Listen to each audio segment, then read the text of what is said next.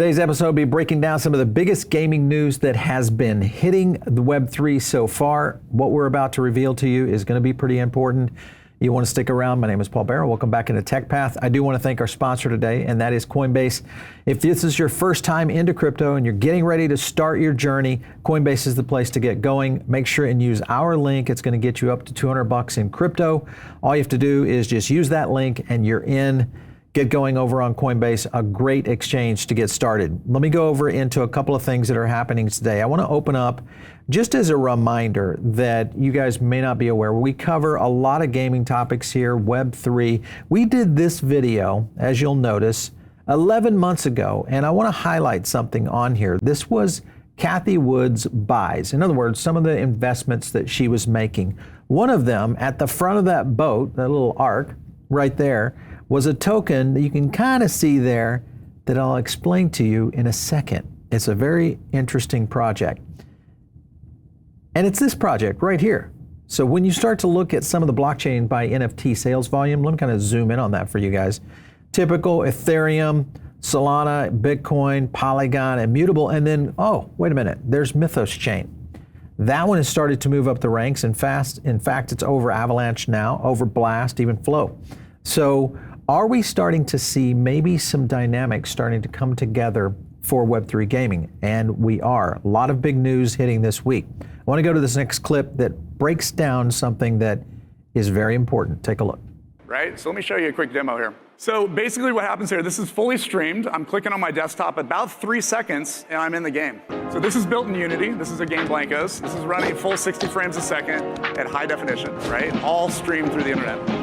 So if I can stream games, well, why couldn't I stream another game? So now we have actually an Unreal game running inside of a Unity game, right? And I can actually walk through that portal and I'm in somebody else's game.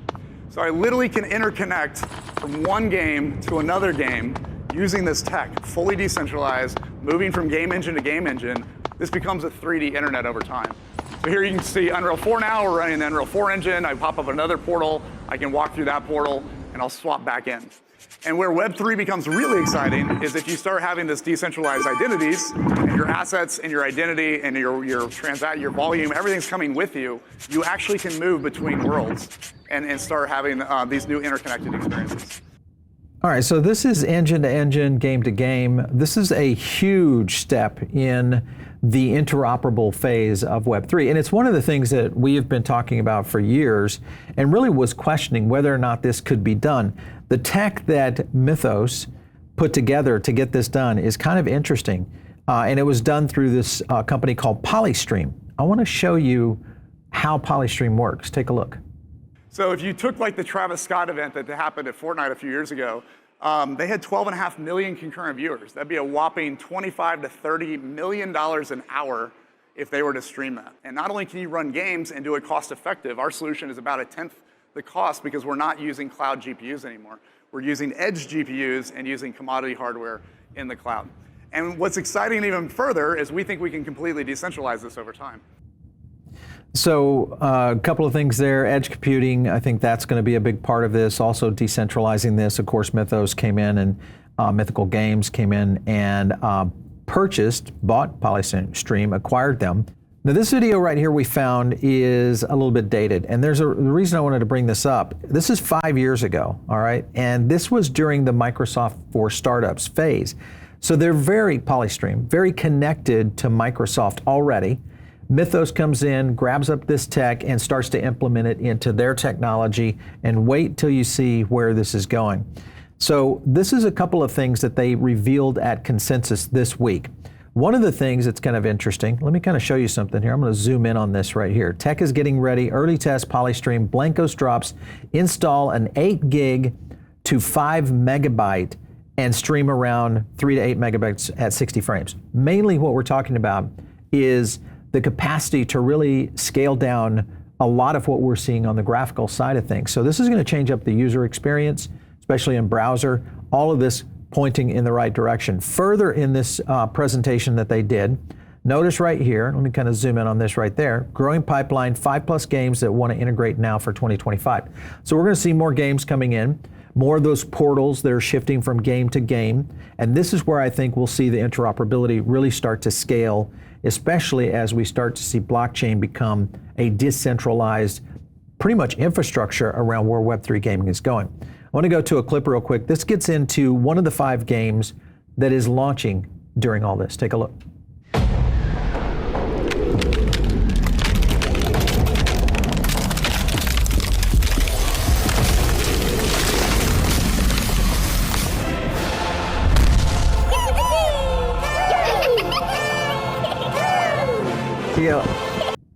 You gotta love the penguins. You just gotta love them. So Luke is on his game there. They did this ad reveal for Mythos. So great move. That's gonna be one of the 5.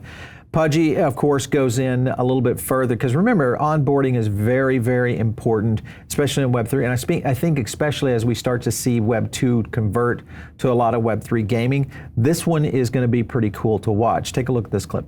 I'm at Target shopping for toys. Step 2, open up the tag. Step 3, scan QR code. Step 4, unlock your QR code. I just inputted my email, which gave me an account, which also gave me a wallet. And now customizing my Pudgy. In just 60 seconds, I am now on chain with my first ever NFTs. All I had to do was purchase a $7 toy at Target and scan the QR code and follow the instructions. This is the future of consumer adoption on chain. All right, I would agree with Luca there. I think he is on to something, and I think this is just the beginning of many products that we'll see going in this direction. Huge onboarding. Many people hate NFTs, but I think they like those kinds of experiences, and I think it is the next step for adoption, so I do agree with him. This is another clip where they revealed the Readyverse. This is important. Take a look.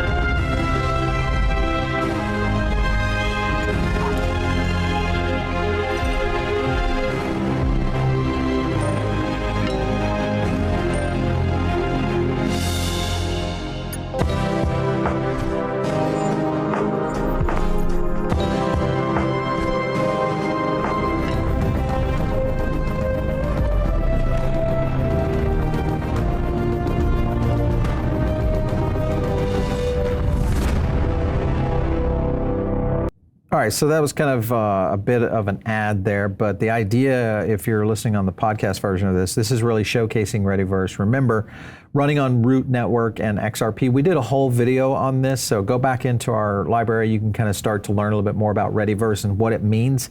All right, so the fact that we got Tim Sweeney moving in on this, remember, he's a little bit of an NFT hater, so I think this is a good sign. Other news out there that is interesting is this right here. Remember, Mythical, interoperable with Readyverse. Now you've got to look at where is Readyverse interoperable, and right here, emergence of SDK brings unparalleled interoperability to gaming experiences already trusted by leaders such as Futureverse and Lamina One. All right, so as you guys remember, that is the Avalanche subnet. Remember we did, if you're following our show, you probably have seen when we showed all the subnets, Lamina was, of course, now part of the subnet out there on Avalanche. Another great gaming opportunity going forward.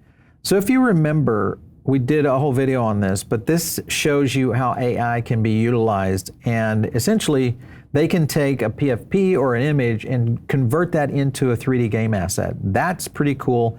And with AI, they can do it literally just by putting the terminology in there. Much like you type into ChatGPT, this is the kind of technology that we're talking about here with where Root is going. So all this means good news for Web3 gaming, the interoperability, good news for Web3 gaming, and a lot of these projects starting to really connect the dots, I think, for the future, especially around NFTs and how they're going to be used. I want to go to this next clip because this gets into another game that is also using Polystream, possibly one of the 5 on Readyverse. Take a look.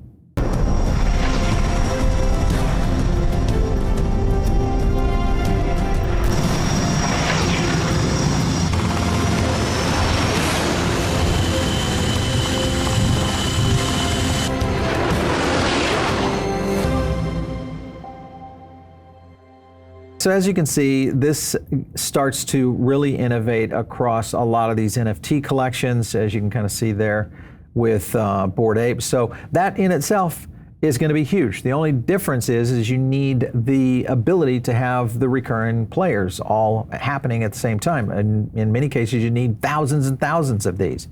That's where Metagravity comes in. So this is the next step that will make all of this happen. We've already seen this with Star Atlas, Wilder World, Edge of Chaos, etc.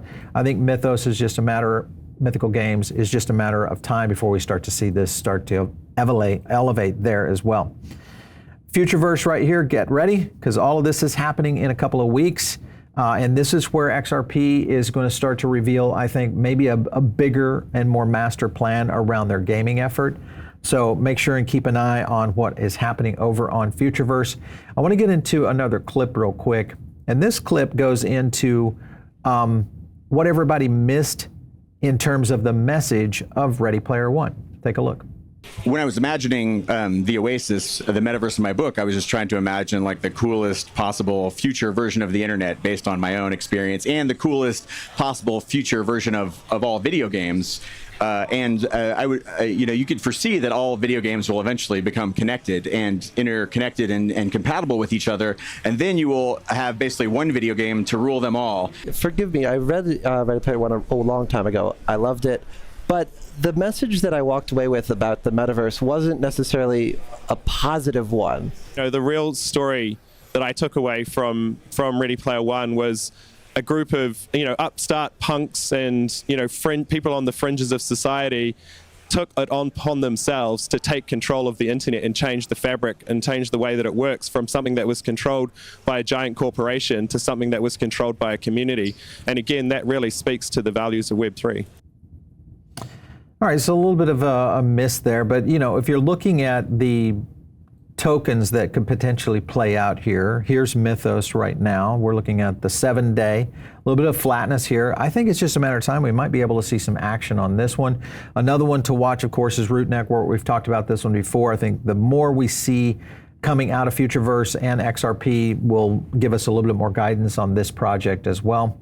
And then, of course, there's XRP. We'll see how all of this plans out or plays out for them as well, especially with their entry into really Web3 and kind of the future of where they're going on the gaming sector. So if you remember, Root Network was hyping their consensus reveal because the Readyverse team, very excited to show what is happening through Portal, which we've kind of explained. So we've given you a full presentation of how this goes. This was happening all up to the consensus launch, and they were going to have a stage time to get it done. Let me show you a clip from that. Take a look. What does the future look like for people who are entering the Readyverse? Well, I think that people in the room, we talk about identity as a wallet solution, and it's kind of gotten bucketed in to be backed by Goldman Sachs and other top investors. Institutions trust BitGo. Quick intros. First, we got Tom, the DeFi maven and master of memes. Hi, everyone. This is the closest thing I think any of the four of us will ever be to sportscasters. This might be true. Yeah. All right, we're gonna wrap on that because we're over time. Wait. I want to finish one thing on this, Sam, because you have 10 seconds. Whether that trust is generated by AI content or human content, the better positioned they will be to navigate this. All right. That is the point I will end on. Keith Grossman, President of Enterprise at MoonPay. Give me an example of how we might prompt a new reality into existence. I mean, we showed it today. So, the game that they jumped into there, the Muhammad Ali Next Legends boxing game. Okay, so this might have been a little confusing for you guys because it was for me the first time I saw the clip. And really what happened is during the presentation, they cut away and went to stuff that really didn't correlate to what was happening, with the reveal. So the reveal was missed. And hopefully this gives you guys a little bit of an insight to this. So a kind of a bad hit by Coindesk there on not really getting a full thing. They even went this route with a presidential candidate. Take a look at this clip.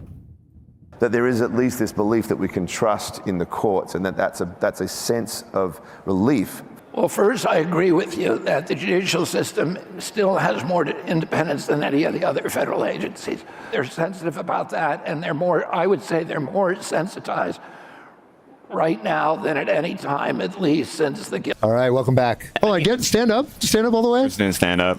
Look at that. You'll see, Tom is ridiculously tall. 6'5", everybody. Just so everyone knows. Okay, we're on a tight timeline today because there's a lot of other Coindesk-y consensus stuff going on. All right, so I didn't really understand it. We were trying to cover the Coindesk and the consensus event, and from, especially on some of these things, and the cutaways were very odd, and the content was just not in its entirety, so you didn't really get a chance to really understand what was going on in those sessions.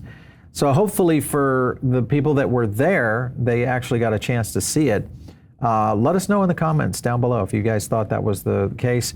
But one thing that we don't do here is we don't cut away. So there you go. Hopefully you guys are part of the Diamond Circle. Get in now. It's another great place to get additional content. Follow me out there on X, @PaulBaron. We'll catch you next time right here on TechPath.